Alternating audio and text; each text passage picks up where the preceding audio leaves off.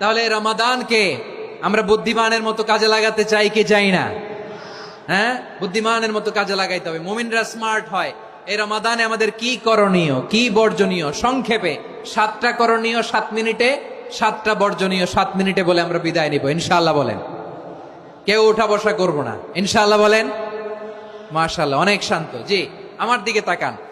রমাদানে, আসন্ন রমাদানে আমাদের 7টি করণীয়। 1 নাম্বার করণীয়, এই রমাদানকে আপনি কোরআনময় করে তুলুন। কোরআনময় করে তুলুন 2025-এর রমাদান। এই হচ্ছে আজকের প্রোগ্রামের স্লোগান। জোরে বলেন ঠিক কিনা? কোরআনময় করতে রাজি আছেন? কোরআন তেলাওয়াত করতে রাজি আছেন? আমার প্রিয় ভাইরা, ধীরস্থির ভাবে কোরআন তেলাওয়াত করুন, তাড়াহুড়ো করে নয়। আনাস রাদিয়াল্লাহু তাআলা আনহু বলতেন, রুব্বা কারি লিল কোরআন ওয়াল কোরআন ইয়ালআনহু। কোরআনের অনেক কারি আছে যারা কোরআন পড়ে কিন্তু সওয়াব পায় না, বরং আল্লাহর কোরআন তার বিরুদ্ধে আল্লাহর দরবারে নালিশ করে আর লানত করতে থাকে।